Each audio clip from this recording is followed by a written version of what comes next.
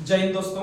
आज हम लोग उपस्थित हुए हैं जो हम लोग अनवरत क्लास को रख रहे थे, जिसमें से आज हम लोग टॉपिक 4 लेकर आए हैं अनुच्छेद का, जो कि आप लोग के पास हम लोग पहले से 3 टॉपिक दे चुके हैं। आप लोग को पार्ट 1 दिखाए थे, पार्ट 2 भी दिए थे, पार्ट 3 भी दे चुके थे और आज जो हम लोग शुरुआत करने वाले हैं पार्ट 4। तो आप लोग इस तरह से जो है कि रेगुलर कंटिन्यू बने रहिएगा और रेगुलर कंटिन्यू बनकर आपको ये बता देते हैं कि आगे होने वाला एसएससी जीडी का एग्जाम है। आपको अनुच्छेद 1 से लेकर 50 तक कम से कम 1 से या 2 से क्वेश्चन आपको जरूर एग्जाम में देखने के मिलेगा। तो आप लोग प्लीज कंटिन्यू बनकर इस क्लास का फायदा उठाइएगा। और ग्रुप डिस्कशन जो हो रहा है इसी चैनल पर, जो ग्रुप डिस्कशन हो रहा है उसका सबसे बड़ा बेनिफिट यह है, देखिएगा बहुत नए नए छात्र जो होंगे उनको पता नहीं चलेगा कि यह ग्रुप डिस्कशन क्या हो रहा है, लेकिन आपको यह बता देते हैं कि वह ग्रुप डिस्कशन एक ऐसा चीज है कि जिससे कि आप दिन भर कुछ भी पढ़े या नहीं पढ़े, अगर स्पेशल अगर आप कोई सब्जेक्ट नहीं पढ़ रहे हैं तो आपके लिए सबसे मोस्ट बेनिफिट यह है कि आप उस ग्रुप डिस्कशन को देखने मात्र से यह हो जाएगा कि आपको लगभग जीके, जीएस और करंट अफेयर्स का जो भी क्वेश्चन जो रनिंग में रहता है या जो बार बार कंफ्यूजन करता है आदमी, जिसे कि याद नहीं रह पाता अधिक दिन तक, तो उसके लिए सबसे मोस्ट बेनिफिट है कि आप उस क्लास को ले सकते हैं और उस क्लास को आप अपने जीवन में फॉलो करके आप एक अच्छे रैंक उठा सकते हैं एग्जाम में, जो कि बार बार एग्जाम में देखने के लिए क्वेश्चन मिलता है। और जीके जीएस कहा जाता है कि कितना भी पढ़ लो लेकिन कुछ नहीं हो पाएगा जीके जीएस में, लेकिन यह बता देते हैं कि जब तक आप एग्जाम में चारों क्वेश्चन मजबूत नहीं कीजिएगा तब तक जो है कि आपका रिजल्ट होने में या मेरिट बनने में बहुत ही दिक्कत हो जाएगा। इसीलिए आप लोग ग्रुप डिस्कशन का क्लास जो है कि बिल्कुल भी ना भूले लेने के लिए। उस ग्रुप डिस्कशन में बहुत चीज है, यानी एक क्वेश्चन से 5 क्वेश्चन जब बनाया जाता है तो उससे विद्यार्थी का माइंड में बात सेटअप होता है। चलो ये क्वेश्चन हुआ, इससे लिंक करके ये क्वेश्चन हो गया, इससे ये क्वेश्चन याद हो गया, तो इससे क्या होगा कि एक आपका जो है ना बेसिक स्ट्रक्चर बनेगा और बेसिक स्ट्रक्चर बन के ही आप एग्जाम को निकाल सकते हैं। तो आइए बिना कोई देरी किए हुए हम लोग एक जो रोज डेली का जो एक टॉपिक या रोज एक टॉपिक डालते हैं उसे हम लोग आगे बढ़ा रहे हैं, तो आप लोग इसे समझने का प्रयास कीजिएगा। तो आइए बिना कोई देरी किए हुए आज हम लोग पार्ट 4 की ओर अग्रसर हो रहे हैं। पार्ट 4, इससे पहले हम लोग पार्ट 1 देख लिए थे, पार्ट 2 देख लिए थे, पार्ट 3 देख लिए थे। यानी पार्ट 1 में देख लिए थे अनुच्छेद 1 से लेकर देख लिए थे 11 तक, फिर आपका पार्ट 2 में 12 से लेकर देख लिए थे 22 तक, पार्ट 3 में देख लिए थे आपका 23 से लेकर 35 तक। तो आइए अब देख रहे हैं हम लोग पार्ट 4। पार्ट 4 हम शुरू कर रहे हैं अनुच्छेद 36 से। अनुच्छेद 36 तो समझिएगा, अनुच्छेद 36 थोड़ा सा समझने की कोशिश कीजिएगा। देखिएगा अनुच्छेद 36 जो है और अनुच्छेद 36 से लेकर 51 तक जो है हम लोग जो पढ़ते हैं वो डीपीएसपी के अंतर्गत पढ़ते हैं। किसके अंतर्गत पढ़ते हैं? डीपीएसपी। देखिएगा डीपीएसपी जो होता है यह होता है जिसे हम लोग हिंदी में कहते हैं राज्य के नीति निर्देशक तत्व या राज्य के नीति निर्देशक सिद्धांत। तो समझिएगा इसका फुल फॉर्म होता है, इसका फुल फॉर्म होता है direct principle for state policy. Direct principle for state policy यानी जिसे हम लोग राज्य के नीति निर्देशक तत्व के रूप में भी जानते हैं। तो इसे समझने का प्रयास कीजिएगा और यह हम लोग पढ़ते हैं 36 से लेकर 51 तक। देखिएगा आपको एक छोटा सा कॉमन चीज बताते हैं कि डीपीएसपी और एक डीपीएसपी होता है, एक डीपीएसपी होता है, एक फंडामेंटल जो है कि राइट होता है जिसे हम लोग मौलिक अधिकार कहते हैं। एक होता है राज्य के नीति निर्देशक तत्व और एक होता है आपका मौलिक अधिकार, जो कि हमारे संविधान में दोनों चीज को जगह दिया गया है, एक महत्वपूर्ण स्थान रखता है हमारे संविधान में। तो इस दोनों में सबसे महत्वपूर्ण डिफरेंस जो है कि आप देखने का प्रयास कीजिएगा तो आपको पता चलेगा कि ये दोनों में सबसे मुख्य अंतर क्या है। तो आपको बता दे, यहां पर हम 2 व्यक्ति को लेने के लिए जो है कि आपको दिखाने के लिए जो है कि यहां पर समझने का प्रयास कीजिएगा। एक लेते हैं डीपीएसपी में हम लेते हैं सरकार, डीपीएसपी में हम लेते हैं सरकार, और जो फंडामेंटल राइट में लेते हैं इसमें लेते हैं आम आदमी, इसमें हम बैठाते हैं आम आदमी को। तो समझिएगा भारत के संविधान कहता है जो डीपीएसपी है वह सरकार के महत्व को बढ़ाता है। किसके महत्व को बढ़ाता है? सरकार के महत्व को बढ़ाता है। वहीं पर फंडामेंटल राइट या मौलिक अधिकार जो है वह आम आदमी के अधिकार को बढ़ाता है। किसको बढ़ाता है? आम आदमी के अधिकार को बढ़ाता है। कहने का मेरा तात्पर्य यह है कि डीपीएसपी या राज्य के नीति निर्देशक सिद्धांत जो है यह सरकार के वैल्यू को बढ़ाता है, यह सरकार के मन पर निर्भर है, यह सरकार के दिमाग पर निर्भर है, यह उनके मन मंत्रिमंडल पर निर्भर है कि हम कितना मात्रा में नीति निर्देशक तत्व या डीपीएसपी आम आदमी के लिए दे, आम आदमी के लिए दे।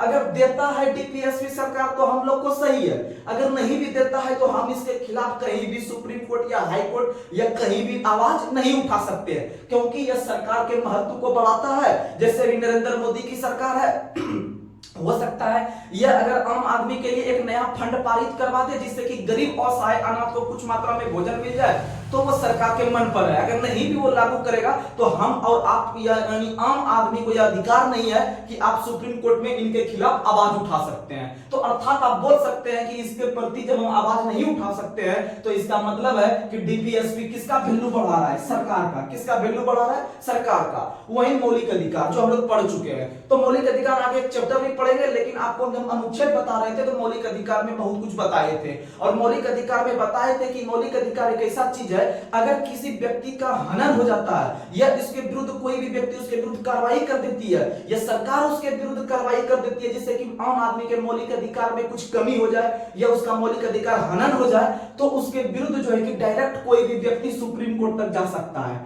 कहां तक जा सकता है? सुप्रीम कोर्ट तक जा सकता है। अर्थात यहां सरकार के खिलाफ भी हम आवाज उठा सकते हैं। इसका मतलब आप कह सकते हैं कि मौलिक अधिकार आम आदमी के महत्व को बढ़ा रहा है। किसको बढ़ा रहा है? आम आदमी के। और इसमें सुप्रीम कोर्ट एक्शन लेने के लिए आ जाएगा अगर हनन होगा तो। वहीं डीपीएसपी का अगर हनन होता है तो यहां पर किसी भी न्यायालय का शरण आप और हम नहीं ले सकते हैं। तो दोनों में मुख्य अंतर जो है कि आपको पता चल गया होगा, और बहुत सारा अंतर है, लेकिन आपको ये कॉमन जानकारी याद रखना पड़ेगा और समझना पड़ेगा। तो क्वेश्चन पूछता है कि निम्न में से संविधान में दिया गया कौन सा अधिकार सरकार के महत्व को बढ़ाता है? तो डीपीएसपी बढ़ाता है। कौन बढ़ाता है? डीपीएसपी, क्योंकि वो दे या ना दे उसके खिलाफ हम आवाज नहीं उठा सकते हैं। दूसरा क्वेश्चन पूछेगा कि निम्न में से संविधान में दिए गए किस भाग में या फिर किस चीज में जो कि आपका आम आदमी के अधिकार को बढ़ाता है? तो बोलिएगा मौलिक अधिकार। क्या बोलिएगा? मौलिक अधिकार। तो आइए हम डीपीएसपी पे हम लोग चर्चा करते हैं आगे। तो देखिएगा, हम लोग जब डीपीएसपी पढ़ने जा रहे हैं अनुच्छेद 36 से लेकर 51 तक, अनुच्छेद 36 से जो 51 तक पढ़ने जा रहे हैं, इसमें विभिन्न प्रकार के अनुच्छेद जितना तक भी कलेक्ट हो पाया है, अनुच्छेद 45 तक हम लोग देखने का प्रयास करेंगे। तो सबसे पहले अनुच्छेद आता है 36।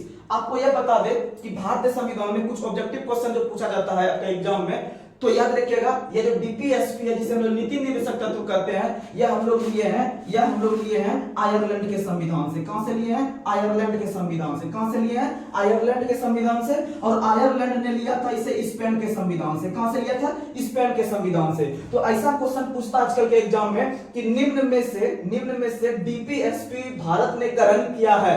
आपको ये दोनों ऑप्शन देखने में मिलेगा, एक ही में मिलेगा दोनों। जैसे ए नंबर में रहेगा आयरलैंड एंड स्पेन, दूसरा में रहेगा आयरलैंड और ये क्या कहते हैं अमेरिका, तीसरा में रहेगा आयरलैंड और जो है कि आपका दक्षिण अफ्रीका, चौथा में रहेगा आयरलैंड और जो है कि ब्रिटेन। तो आप लोग आराम से टिक आउट कीजिएगा। आयरलैंड से तो लेवे किए हैं, लेकिन आयरलैंड के साथ साथ आयरलैंड पर भी प्रभाव किसका था? स्पेन का। तो ऐसे क्वेश्चन आप लोग को याद रखना पड़ेगा। तो आइए आप 36 से शुरू करते हैं।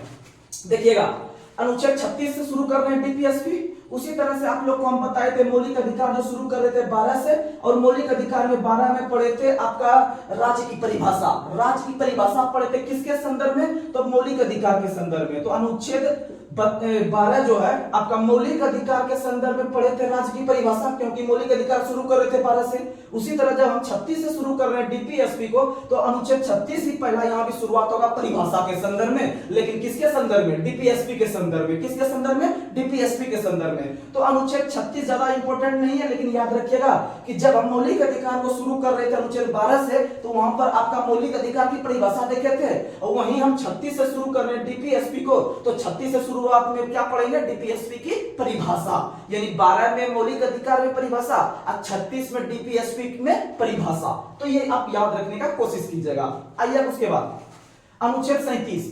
अनुच्छेद 37 कहता है डीपीएसपी एक तरह का अपरिवर्तनवाद है। डीपीएसपी अर्थात जो आपका नीति निर्देशक तत्व है, यह अपरिवर्तनवाद है, यह अपरिवर्तनीय है, यह किसी भी न्यायालय में जाकर आप शरण नहीं ले सकते हैं। कहने का मतलब यह है, अनुच्छेद 37 यह कहता है कि हमारे संविधान में जो डीपीएसपी है, जो डीपीएसपी है वह किसी प्रकार में अगर आपका हनन होता है या उसमें कमी होता है तो आप किसी तरह की कोर्ट की सहायता नहीं ले सकते हैं, यानी किसी तरह का बचाव करने की सहायता नहीं कर सकते हैं। मान लीजिए कि अगर आपका मौलिक अधिकार का हनन होता था तो आप हाई कोर्ट जाते थे, सुप्रीम कोर्ट जाते थे अपनी बातों को रखने के लिए कि देखिए भैया मेरा ऐसे ऐसे मौलिक अधिकार का हनन हुआ है, आप उसके विरुद्ध एक्शन लीजिए, तभी हम लोग का जो है कि कोई भी जो है कि रास्ता निकल पाएगा। तो भाई सुप्रीम कोर्ट भी और हाई कोर्ट भी उसके विरुद्ध एक्शन लेता था। आपको पिछले क्लास में भी बता दिए थे कि हाई कोर्ट जो एक्शन लेता है या रिट जारी करता है अनुच्छेद 226 के तहत, और वहीं सुप्रीम कोर्ट जो जारी करता है अनुच्छेद 32 के तहत। आप लोग को यह जानकारी हम दे चुके हैं। लेकिन अगर आपका अनुच्छेद 36 से 51 के बीच में अगर किसी तरह का अनुच्छेद में अगर कमी आएगा या किसी प्रकार के अधिकार में अगर कमी आएगा तो इसके विरुद्ध आप किसी प्रकार की कोर्ट की सहायता यानी हाई कोर्ट या सुप्रीम कोर्ट की सहायता नहीं ले सकते हैं। तो वही चीज यहां पर कह रहा है कि डीपीएसपी एक प्रकार का अपरिवर्तनवाद है, यानी कि इसमें कोई भी परिवर्तन जो है कि हाई कोर्ट या सुप्रीम कोर्ट नहीं ला सकती है। जो सरकार दे रही है आप उसे भली भांति एक्सेप्ट कर लीजिए, नहीं तो वो भी नहीं मिलने वाला है। तो ये चीज होता है, क्योंकि आपको यहां भी हम बता चुके हैं कि डीपीएसपी सरकार के वैल्यू को बढ़ाता है। तो अब आइए इसके बाद जैसे इसी में आगे चल के एक अनुच्छेद हम लोग पढ़ेंगे, अनुच्छेद 47। अनुच्छेद 47 आज के टॉपिक में नहीं है, कल मिल जाएगा, लेकिन अभी समझने का प्रयास कीजिएगा। अनुच्छेद 47 आपको थोड़ा बताते हैं, आपका और माइंड क्लियर हो जाएगा डीपीएसपी को समझने के संदर्भ में। तो अनुच्छेद 47 कहता है कि भारत के अंदर में देखते होंगे जो एपीएल परिवार होता है, बीपीएल परिवार होता है या छोटे तबके के लोग होते हैं, उनको सरकार के द्वारा 2 केजी, 5 केजी, 10 केजी गेहूं, चावल ये सब जो है कि बंटवारा किया जाता है। वह जो फंड आता है वह इसी नीति निदेशक तत्व के अंतर्गत आता है, अनुच्छेद 47 के तहत। किसके तहत? अनुच्छेद 47। देखते हैं पहले गांव समय तेल भी मिलता था, दाल भी खाने के लिए मिलता था, और जो है कि आपको गेहूं भी मिलता है। आपका कोविड के समय में गेहूं भी मिला, दाल भी मिला, चावल भी मिला। तो ये सब जो मिला अनुच्छेद 47 के तहत मिला, अर्थात पोषाहार के स्तर में वृद्धि कर रहा है। जो छोटे तबके के लोग हैं, वो लोगों को जो है कि ऊपर बढ़ाने के लिए उसका विकास या उसका पोषण अच्छी तरीका से हो पाए, सरकार ने सोचा कि अनुच्छेद 47 के तहत उसके पोषाहार के स्तर में क्या कर दे? वृद्धि। यानी सरकार उस फंड को बंद भी कर सकती है, आप उसके विरुद्ध किसी प्रकार का जो है कि कोर्ट की सहायता नहीं ले सकते हैं, क्योंकि वो सरकार के महत्व को बढ़ाता है। सरकार का मन हो तो इसे बंद कर दे, सरकार का मन हो तो चालू कर दे, इसके विरुद्ध हम किसी प्रकार का कोर्ट नहीं जा सकते हैं। तो ये याद रखने का प्रयास कीजिएगा। जैसे भारत के विभिन्न राज्य में शराब बंद है अभी, जैसे अपना बिहार में शराब बंद जो हुआ है पूर्ण तरीका से 5 अप्रैल 2016 को ही हो गया है। भारत में जो विभिन्न प्रकार की सूची है उसमें से राज्य सूची में एक विषय है जिसका नाम है शराब जो है या मादक पदार्थ जो है यह राज्य सूची का विषय है। यह राज्य सूची का विषय इसलिए इस पर कानून जो है कि विधानमंडल बनाती है, राज्य विधानमंडल बनाती है, इसमें भारत सरकार कोई इंटरफेयर नहीं करती है। तो आप समझ सकते हैं कि भारत के अंदर में जो शराब बंद होती है वह राज्य सरकार का जो है कि भार है कि उसे हम बंद करें या चालू करें। जैसे नीतीश कुमार बंद किए हुए हैं तो उसमें नरेंद्र मोदी कोई इंटरफेयर नहीं कर सकते हैं, क्योंकि वो राज्य सूची का विषय है। तो याद रखने का प्रयास कीजिएगा। और भारत में जो शराबबंदी हुआ है वह भी अनुच्छेद 47 के तहत। भारत के किसी भी राज्य में जो शराब बंद होता है वह अनुच्छेद 47 के तहत, और बंद करना या नहीं करना वो सरकार का काम है। तो अनुच्छेद 47 कहता है कि भारत के अंदर में जो है कि पोषण के स्तर में वृद्धि होना चाहिए। क्या होना चाहिए? पोषण के स्तर में वृद्धि होना चाहिए, जो कि सरकार करे या ना करे उसके अनुसार चलना है। तो अनुच्छेद 47 के तहत जब हम शराब बंद करेंगे, तो जब शराब बंद करेंगे बताइए पोषण के स्तर में वृद्धि होगा कि नहीं होगा? मान लीजिए जो व्यक्ति डेली शराब 2 टाइम पीता है और वह व्यक्ति जब पीना बंद कर देगा तो उसके पोषण के स्तर में यह अलग प्रकार का एनर्जी है, उसका शरीर स्वस्थ रहेगा कि नहीं रहेगा? अर्थात उसके जो भी है पोषण के स्तर में क्या हो रहा है? वृद्धि हो रहा है। तो अनुच्छेद 47 के तहत आगे और भी पढ़ेंगे, फिलहाल आपको हम शॉर्ट में बताए कुछ। तो आइए अब आगे, अनुच्छेद 37 हो गया, 36 हो गया, अब आइए अनुच्छेद 38। अनुच्छेद 38 कहता है कि भारत में लोक कल्याणकारी राज्य की स्थापना किया जाए। किसका स्थापना किया जाए? लोक कल्याणकारी राज्य की स्थापना। कहने का मतलब देखिए अनुच्छेद 36 और 37 ये दोनों से ज्यादा इंपॉर्टेंट है अनुच्छेद 38। इसको याद रखना एकदम 100% जरूरी है। अनुच्छेद 38 बहुत बार एग्जाम में पूछा गया क्वेश्चन है कि निम्न में से किस अनुच्छेद के तहत लोक कल्याणकारी राज्य की स्थापना जो है कि किया जाना चाहिए? अनुच्छेद 38। तो इसमें लोक, लोक मतलब आम आदमी, लोक मतलब आम आदमी। कल्याणकारी, कल्याणकारी मतलब उसके लिए, यानी कि ना बताए कि अरे उसका कल्याण कर दिए, यानी कि उसका जो है कि पूरा उद्धार कर दिए, जो चीज उसे नहीं संभव था उसको हम सपोर्ट करके वो काम करवा दिए। तो कहने का मतलब लोक का क्या कर दिए, कल्याणकारी राज्य का स्थापना कर दिए। कहने का मतलब है अनुच्छेद 38 कहता है कि भारत के अंदर में सामाजिक, आर्थिक व राजनीतिक, आप लोग को तीन चीज पता होगा। प्रस्तावना अगर हम पढ़ाएंगे आपको आगे, तो प्रस्तावना में तीन प्रकार के न्याय की चर्चा है। तीन प्रकार के न्याय की चर्चा है, सामाजिक, आर्थिक एवं राजनीतिक। ये तीन प्रकार का जो न्याय है, यह न्याय हम लोग प्रस्तावना में देखने के लिए मिलता है। और प्रस्तावना में जो हम लोग ग्रहण किए हैं, वह ग्रहण किए हैं आपका जो है कि रूस के संविधान से। कहां से ग्रहण किए हैं, रूस के संविधान से। न्याय हम लोग रूस के संविधान से लिए हैं। तो इसको याद रखने का एक ट्रिक है, जब हम लोग कोई गलत, जब मेरे साथ कोई गलती करता है और हमको न्याय नहीं मिल पाता है उसके विरुद्ध, तो हम लोग रूस जाते हैं। क्या करते हैं, रूस जाते हैं, यानी रूठ जाते हैं, यानी रूस जाते हैं। यानी न्याय कहां से लिए, रूस से। न्याय कहां से लिए, रूस से। न्याय कहां से लिए, रूस से। और न्याय में कितना अक्षर, तीन अक्षर, इसीलिए न्याय कितना प्रकार का, तीन प्रकार का। कितना प्रकार का, तीन प्रकार का। तो ये सब चीज आप धीरे धीरे, यही से क्वेश्चन एग्जाम में पूछता है। जितना हम बात बोलते हैं, इस बात पर या शब्द पर आप लोग गौर करके इसे सुनने का प्रयास कीजिएगा, और आपका हद तक कॉन्सेप्ट क्लियर हो जाएगा। और धीरे धीरे आपका एग्जाम निकलना जो है कि एकदम जरूरी हो जाएगा, और एग्जाम निकलेगा ही, क्योंकि ऐसा ही एक कॉन्सेप्ट दे दिया जाएगा कि क्वेश्चन जरूर टच होगा। आइए अब आगे।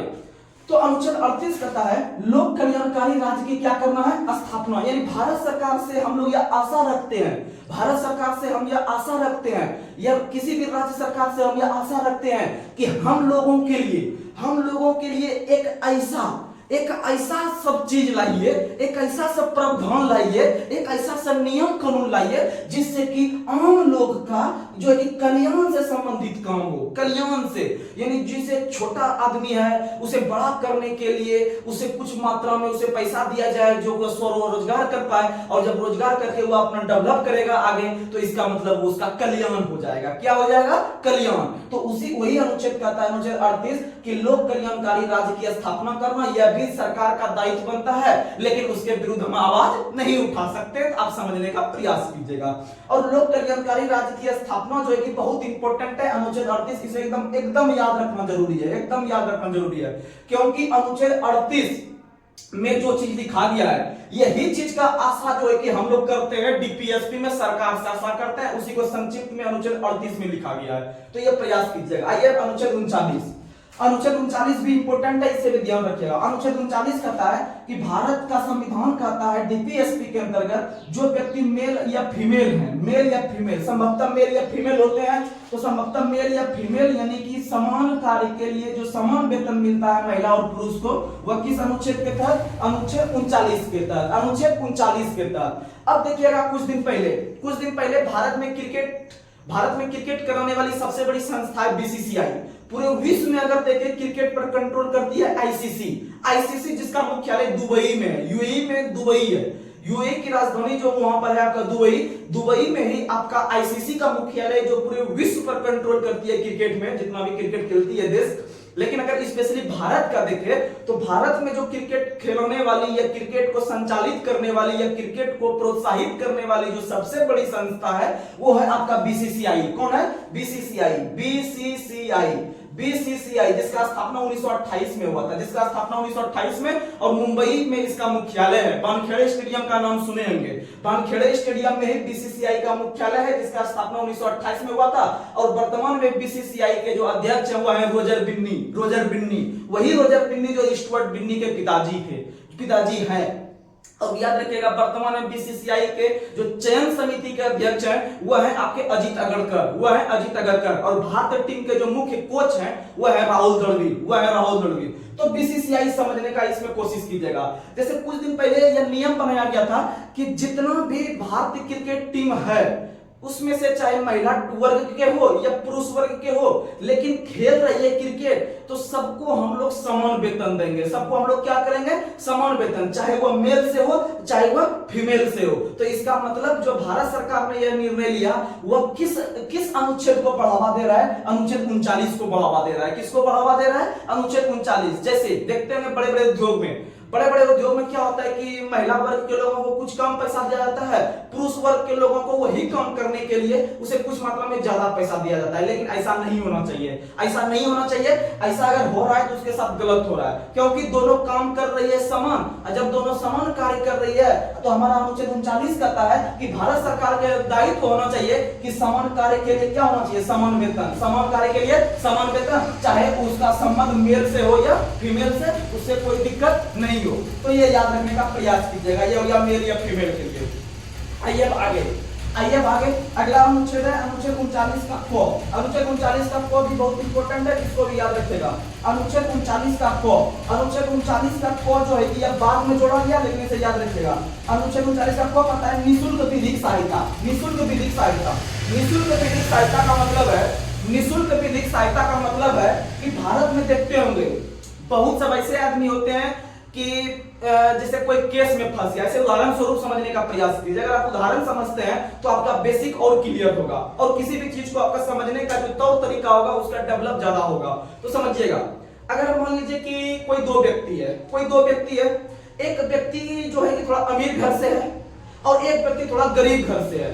एक व्यक्ति थोड़ा अमीर घर से है, एक व्यक्ति थोड़ा गरीब घर से है।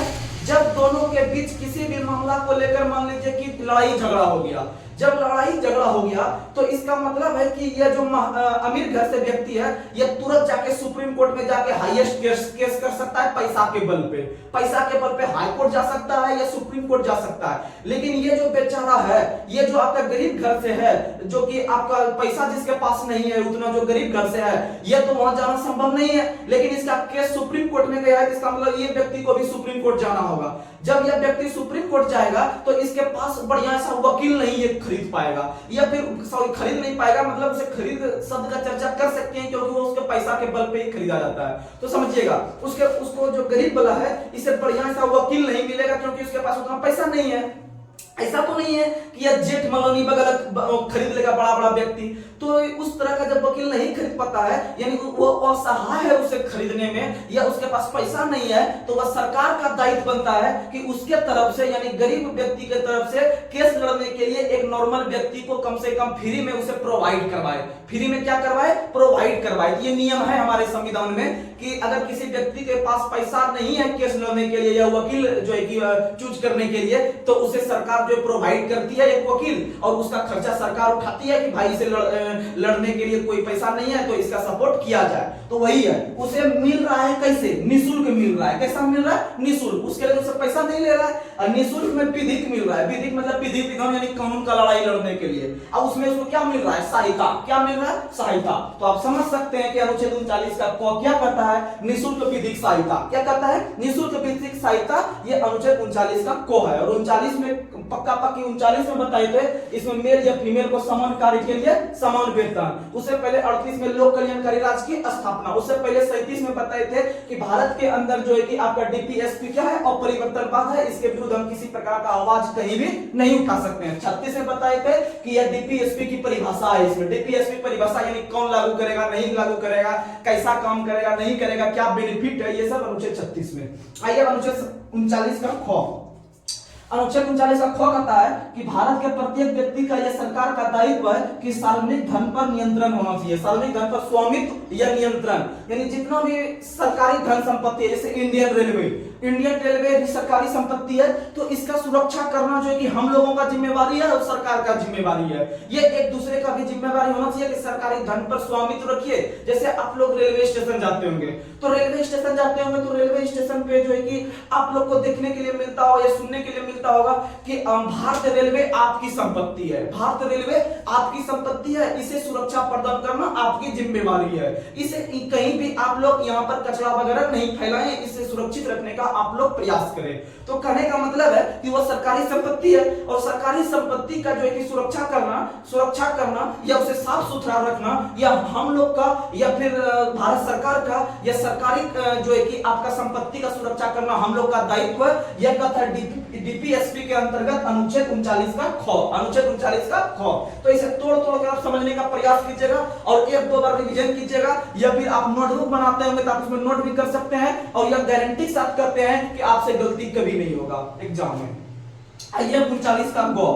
अनुच्छेद 39 का कौन कहता है कि इस धन का समान वितरण होना चाहिए, धन का समान वितरण, धन का समान वितरण। जैसे आप लोग देखते होंगे कि गांव में डीलर वगैरह जो होता है, जो प्रखंड से जो कि आपका आता है चावल सब, या गेहूं आता है, चावल आता है, गेहूं आता है, या चीनी आता है, या दाल आता है, तो क्या होना चाहिए, उसका समान वितरण होना चाहिए। जो भी धन है उसका समान वितरण होना चाहिए आपस में। ऐसा नहीं कि किसी को 10 केजी दे दिया, किसी को 5 केजी, नहीं। जो समान वर्ग के लोग हैं, जो भी कैटेगराइज करके भारत सरकार में है कि एपीएल में, बीपीएल में है, तो उस अनुसार उसे जो है कि वैसा सबको समान मिलना चाहिए। यानी सरकारी जो भी उसका धन है उसका समान रूप से वितरण होना चाहिए। 39 का गौ है। आइए अनुच्छेद 40। अनुच्छेद 40 बहुत इंपॉर्टेंट है, एकदम बिंदियाई इसमें लगा लीजिए। अनुच्छेद 40, अनुच्छेद 40 को प्रोत्साहित करने के लिए या इसे लागू करने के लिए या इसे जोड़ने के लिए संविधान में महात्मा गांधी का नाम सबसे आगे आता है। भारत के जो राष्ट्रपिता कहलाते हैं महात्मा गांधी, जिनका निधन 30 जनवरी 1948 को हो गया था, और उनका जन्म जो हुआ था 2 अक्टूबर 1869 को। उनका जन्म हुआ था 2 अक्टूबर 1869 को। और याद रखिएगा कि महात्मा गांधी ने हमेशा भारत के अंदर जितने भी गांव हैं, गांव को सपोर्ट करते थे, गांव को आगे बढ़ाने का प्रयास करते थे। और आप लोग को पता होगा कि महात्मा गांधी जो है वह हमेशा चरखा को साथ में लेकर चलते थे, गांव-गांव में घूमते रहते थे और कहते थे कि चरखा से ही कपड़ा को बुनो और इसे पहनो, अर्थात स्वदेशी अपनाओ और विदेश के कपड़ा का बहिष्कार करो। ऐसा सब चीज था महात्मा गांधी के पास। तो इसी के संदर्भ में बहुत ऐसा आंदोलन हुआ जिसमें कि महात्मा गांधी ने आपका विदेशी कपड़ा को भी जलाया। और विदेशी कपड़ा को जब जला रहे थे तो भारत के एक व्यक्ति है रविन्द्रनाथ टैगोर, तो भारत के एक व्यक्ति रविन्द्रनाथ टैगोर ने अपना स्टेटमेंट दिया था विदेशी कपड़ा यानी असहयोग आंदोलन के समय जब महात्मा गांधी ने जला रहे थे कपड़ा, तो उस समय जो विरोध कर रहे थे अब महात्मा गांधी ने कपड़ा जलाकर, तो उस समय रविन्द्रनाथ टैगोर के द्वारा कहा गया था कि यह एक निष्ठुर बर्बादी है, यह एक निष्ठुर बर्बादी है। तो ये सब चीज समझने का आप लोग प्रयास कीजिएगा। एक आध दो क्वेश्चन आपको एक्स्ट्रा बताते हैं और यही क्वेश्चन आपको एग्जाम में आएगा, तो समझिएगा।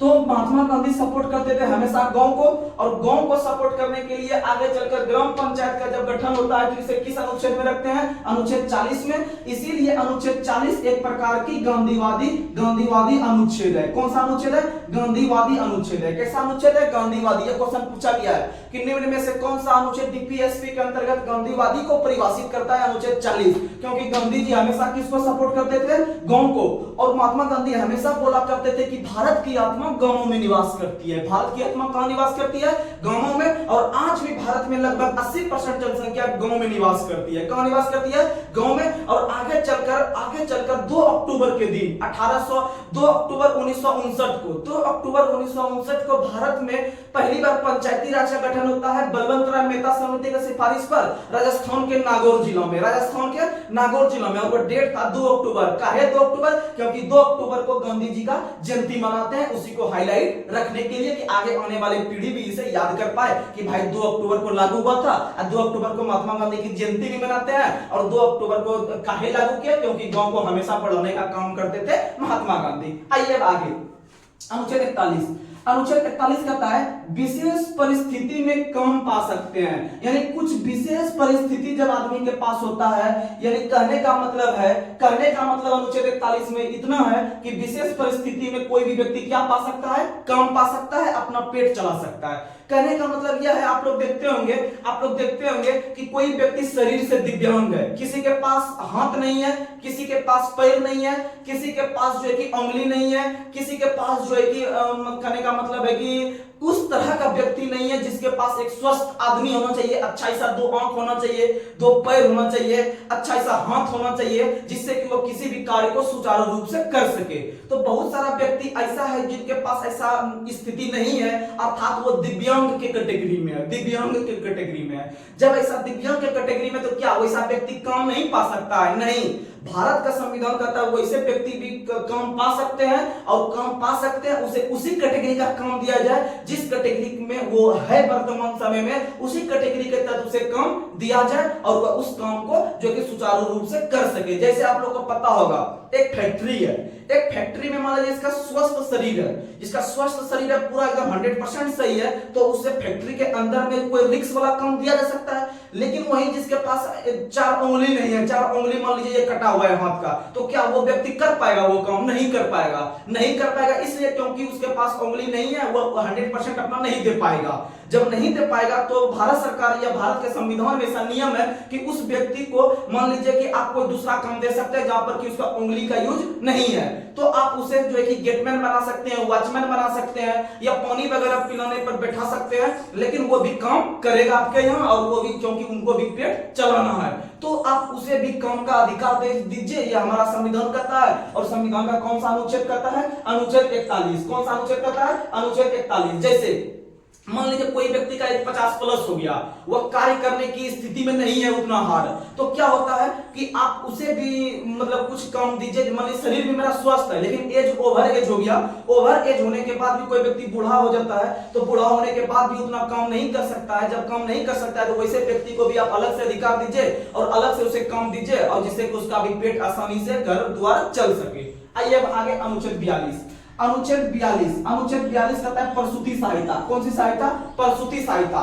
कहने का मतलब देखते होंगे आजकल के जो भी चल रहा है जनरेशन, इसमें क्या होता है कि जो भी प्रसूति होती है, ये जो भी आपका गर्भवती महिला होती है, उसे जो है कि आपका वो जब उनका समय पूरा होने वाला होता है तब उसे जो है कि लेकर जाया जाता है हॉस्पिटल, क्योंकि आजकल का रूल हो गया है कि अब उस तरह से जो है कि घर में जो है कि आदमी लोग उतना पढ़े लिखे होने के बावजूद भी उसे डॉक्टरी सहायता देना पड़ता है, क्योंकि बहुत सारा दिक्कत का सामना करना पड़ता है। इसीलिए जो कि भारत सरकार ने यह नियम लाया है कि अनुच्छेद 32 में या फिर आपका बीपीएसपी के अंतर्गत अनुच्छेद 42 कहता है कि उसे सभी प्रकार का ट्रीटमेंट और सभी प्रकार का जो उसे सुख सुविधा होना चाहिए वह अनुच्छेद 42 के तहत मिलना चाहिए, कि घर तक गाड़ी जाना चाहिए फ्री में, एम्बुलेंस घर से फ्री में, फिर घर तक पहुंचाएगा फ्री में, और हॉस्पिटल में जो इलाज वगैरह होगा ये सभी फ्री में इसे मुहैया करवाया जाएगा। यानी जो भी यहाँ पर दिक्कत का सामना करना पड़ेगा वह सब सरकार जो है कि प्रोवाइड करेगी।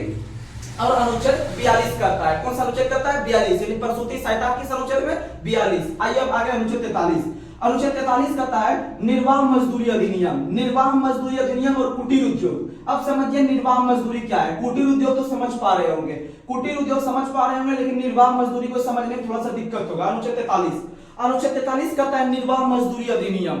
यह निर्वाह मजदूरी कहने का मतलब यह कहता है अनुच्छेद 43 निर्वाह मजदूरी कि भारत के अंदर में जितने भी गरीब असहाय बेघर या गरीब घर से हैं, जब वह मजदूरी करने के लिए किसी दूसरे के यहाँ जाता है या कोई फैक्ट्री में जाता है, तो कम से कम उसे इतना सा भोजन दे, इतना सा पैसा दे दीजिए, इतना सा पैसा दे दीजिए, या इतना सा उसे जो है कि उस बदले में उसे मजदूरी दे दीजिए कि जिससे उसका बाल बच्चा या फिर अपना पेट वह आसानी से पाल सके। अर्थात निर्वाह मजदूरी है, क्योंकि वह आप ही पे निर्वाह है या आप ही पे वो निर्वहन होकर चल रहा है, तो इसीलिए कम से कम उसे इतना सा पैसा दे दीजिए जिससे कि उसे जो है कि आगे चलकर या घर में वो पैसा उतना सा भेज सके, और उसका भी छोटे छोटे बाल बच्चे जो है कि पढ़ के तैयारी करके वो आगे बढ़ सके, और आगे बढ़कर जो है कि समाज का नाम या अपने माता पिता का नाम रोशन कर सके, एक सरकारी जॉब ले पाए। तो यही कहता है अनुच्छेद 43 कि निर्वाह मजदूरी अधिनियम। निर्वाह मजदूरी क्योंकि वो आप पे निर्भर है। ऐसा नहीं कि उसको 300 रुपया नहीं देके 100 रुपया डेली दीजिएगा। बताइए 100 रुपया उसका कैसे काम चलेगा आजकल के महंगाई में। अगर आप उसे 100 रुपया दीजिएगा, 100 रुपया वो 70 रुपया खा ही लेगा 2 टाइम मिला के, मान लीजिए कम से कम,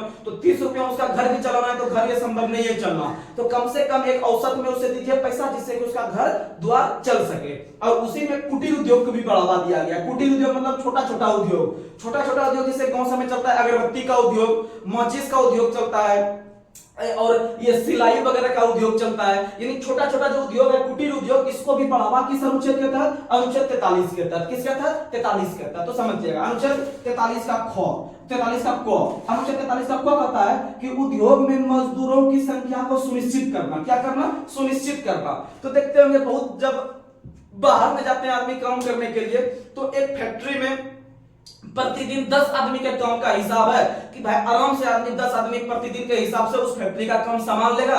लेकिन वहां का जो रहता है वो फैक्ट्री का जो मालिक रहता है वह क्या करता है कि वहां पर 5 आदमी रखता है। कितना आदमी रखता है? 5 आदमी रखता है। जब वो 5 आदमी रहेगा और प्रतिदिन के हिसाब से बताइए उसको डबल काम करना पड़ेगा नहीं करना पड़ेगा? पैसा वही मिलेगा उसको, लेकिन उसको डबल काम करना पड़ेगा, अर्थात उसके काम पर प्रेशर आएगा और जो है कि उसके कैलोरी में भी खर्च आएगा, अधिक से अधिक उसे वर्कलोड बढ़ जाएगा। यानी कि फैक्ट्री में संख्या या उद्योग में मजदूरों की संख्या को क्या करना? सुनिश्चित करना कि आदमी अगर आराम से करने के लिए सोचे तो इतना सा काम कर सकता है, इतना सा काम प्रतिदिन कर सकता है, ऐसा नहीं कि उसमें ज्यादा वर्कलोड दे दे। तो ये कौन सा अनुच्छेद है? अनुच्छेद 43 का ख। तो याद रखने का कोशिश कीजिएगा। आपको भी हम बताएंगे कौन कौन सा इसमें इंपॉर्टेंट है, आपको याद रखना है, तो आप उस पर ज्यादा फोकस करके चलिएगा।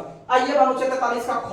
अनुच्छेद 43 का ख कहता है सहकारी समिति का स्थापना करेंगे। कौन सा समिति का स्थापना? सहकारी समिति। यानी छोटा छोटा जो जैसे आप लोग जमा करते होंगे पैसा गांव सब में, यानी गांव सब में जो जमा करते हैं, जैसे था सहकारी समिति में जैसे आप ले सकते हैं, जैसे आप ले सकते हैं कि वो गांव सब में जो लेडीज वगैरह लोग जमा करती है पैसा, एक छोटा छोटा स्तर पे जमा करती है, 10 रुपया 5 रुपया करके जो जमा करती है, अर्थात एक सहकारी के रूप में, यानी एक दूसरे से सहयोग करके जो एक फंड या कमेटी वगैरह जो चलता है, जो उसे प्रोत्साहित मिलता है किस अनुच्छेद के तहत? 43 का ख। 43 का ख। और वर्तमान समय में जो सहकारिता मंत्री बने हैं भारत के, वर्तमान समय में जो सहकारिता मंत्री बने हैं भारत के, वो अमित शाह है। कौन है? अमित शाह, सहकारिता मंत्री अमित शाह है। आइए अगला अनुच्छेद 44 जो हाल ही में चर्चाओं में है, जो हाल ही में चर्चाओं में है, जो हाल ही में चर्चाओं में है, अनुच्छेद 44 अभी हाल ही में चर्चाओं में है आपका उत्तराखंड के अंदर में। उत्तराखंड के हल्द्वानी का अगर आप न्यूज देखिएगा अभी न्यूज खोल के, तो आपको पता चलेगा यही अनुच्छेद 44 को लेकर, अनुच्छेद 44 को लेकर जो कि मामला वहां का बहुत गर्म चल रहा है अभी।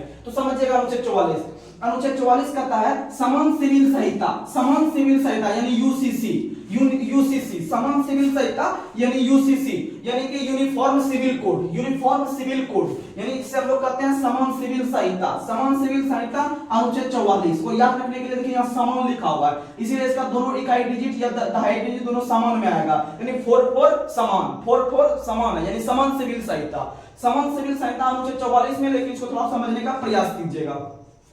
समान सिविल संहिता लागू होने से पूरे भारत में जो है कि जितना भी धर्म से संबंधित है, या जितना भी पहनावा ओढ़ावा, या जितना भी चाल चलन है, ये सब एक तरह का हो जाएगा। ये सब कैसा हो जाएगा? एक तरह का। जैसे आप लोगों को पता होगा हिंदू धर्म के शादी विवाह या फिर उसका जो भी कर्म कांड या जादू टोना होता है वह अलग तरीका का होता है, जैन में जाइएगा तो अलग तरीका का होता है, बौद्ध में जाइएगा तो अलग तरीका का होता है, इस्लाम में जाइएगा तो अलग तरीका का होता है। तो इसमें से क्या है कि उसके लिए समान सिविल संहिता लागू होगा। अगर यूसीसी लागू होता है तो उस राज्य में काम करने का तौर तरीका या पहनावा ओढ़ावा या चाल चलन या जो भी आपका पर्व त्योहार का जो मामला होता है या जो भी उसका रीति रिवाज होता है वह एक तरह का हो जाएगा। कैसा हो जाएगा? एक तरह का। और वर्तमान में देखिएगा कि ये जो उत्तराखंड राज्य है या वर्तमान समय में वहां का जो मंत्रिमंडल है, वहां का जो विधानसभा है, वह जो है कि समान सिविल संहिता को पास कर दिया है। इसी पर वहां पर जो है कि अभी आवाज उठ रहा है। आप लोग न्यूज चैनल खोलिएगा, आपको और ज्यादा समझ में आ जाएगा। तो अनुच्छेद 44 में क्या है? समान सिविल संहिता।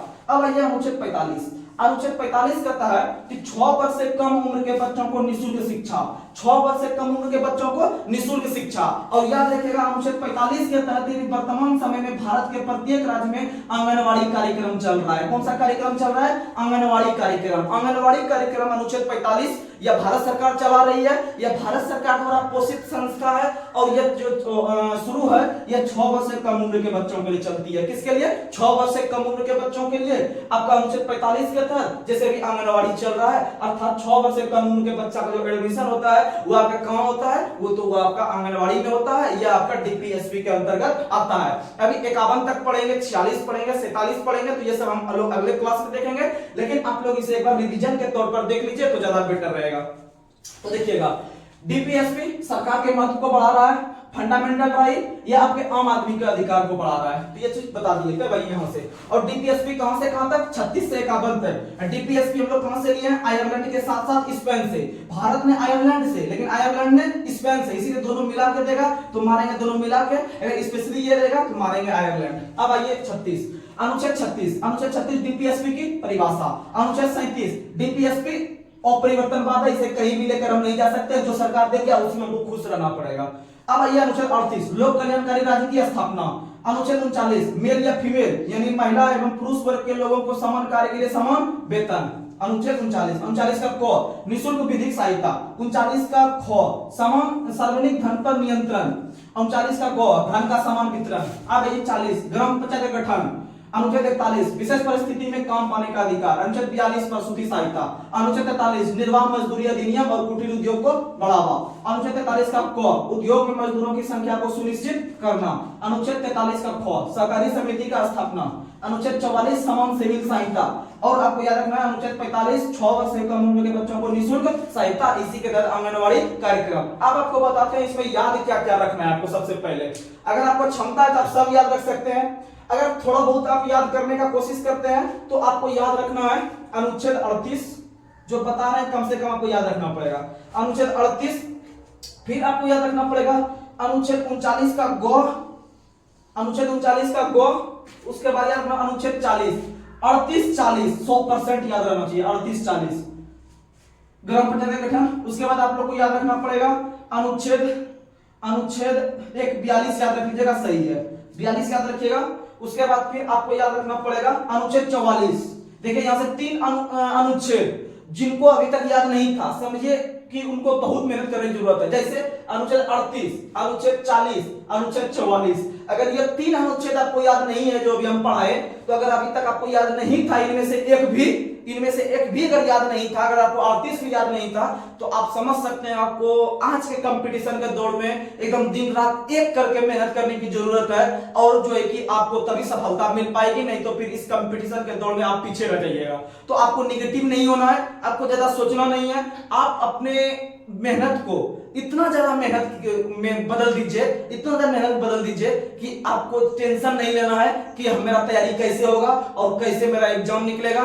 सिर्फ आपको कोई भी प्रॉब्लम हो आप हमें कॉल कीजिए और कॉल करके आपको सॉल्यूशन मिलेगा कि आपको कैसे तैयारी करना है, नहीं करना है, आपका कैसे 100 में 80 नंबर आएगा और आप भी एक स्टूडेंट बन सकते हैं लेवल का, कि हम भी हैं दावेदार इस कंपटीशन में। अगर दूसरा है तो हम भी हैं, क्योंकि हमारे घर में भी हमारे माँ पिता आशा बनाए रखे हैं कि मेरा भी बेटा भी एक दिन जॉब लेगा। तो आप लोग बिना टेंशन लिए आप लोग मेहनत कीजिए और ग्रुप डिस्कशन जो होता है इस चैनल पे जो है कि आप लोग कीजिए और जो है कि आप लोग देखिए, और धीरे धीरे हम लोग लाइव भी आएंगे। तो आप लोग प्रयास कीजिएगा जो है कि इस चैनल को अधिक से अधिक सब्सक्राइब करवाइए और जो है कि कीजिए और फॉलो कीजिए और अधिक से अधिक शेयर कीजिए, जिससे कि हमें भी आपसे देखकर ये सपोर्ट मिलेगा कि हम भी आगे जा रहे हैं। और यही जो है कि समर्थन से आज मेरा कम से कम 2900 से 3000 वॉच टाइम हो गया है मात्र 25 दिन के अंदर में, और लमसम 110 घंटा डेली बढ़ रहा है। तो 110 घंटा जब डेली बढ़ रहा है, समझ सकते हैं अपने आप में एक नया चैनल है और उस पर आप लोग इतना प्यार दे रहे हैं, यह हमें बहुत खुशी की बात लाती है। और हमें इसी खुशी के सहारे हम लोग आगे और मेहनत करके आगे और जी जान लगा के मेहनत करेंगे और दिन ब दिन जो है कि हमें आगे बढ़ेंगे। थोड़ा ड्यूटी का भी समय हो जाता है, इसके लिए जो है कि थोड़ा सा कम समय मिल पाता है, लेकिन आप लोग टेंशन नहीं लीजिए, आपके पढ़ाई में कभी कमी नहीं होने देंगे। तो आप याद रखने का प्रयास कीजिएगा। 44 तो ये जितना भी आप पढ़ाए एक बार 2 बार वीडियो देख लीजिए, आप लोग इसे कॉपी में नोट डाउन भी कीजिएगा और तब आपका तैयारी धीरे धीरे एक जो है कि लेवल में बनेगा और आप एग्जाम निकालने के दौड़ में खड़े होंगे। धन्यवाद।